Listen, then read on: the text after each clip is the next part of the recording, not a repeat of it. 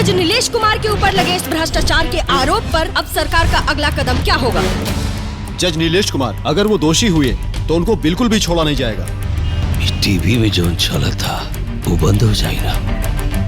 आपके ऊपर जो आरोप लगे हैं, देश की न्याय प्रणाली पर प्रश्न उठ रहे हैं, परंतु हम निर्दोष हैं।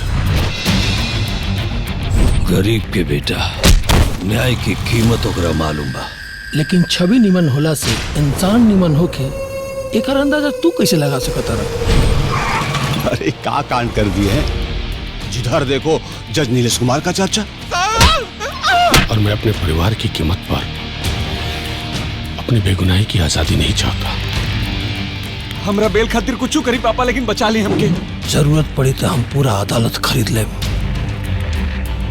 लिस्ट में जो सबसे आखिरी नाम बा ओकरे पर शक जाता। इसने एक लड़की का बलात्कार किया और साथ में ही उसकी बेरहमी से हत्या भी कर दी। जज नीलेश कुमार कोनो हाल में बवाल से बाहर ना होके के चाहिए। ओकरा के वही जेल में पहुंचाए के बा जौन जेल में हमार बेटा बंद बा।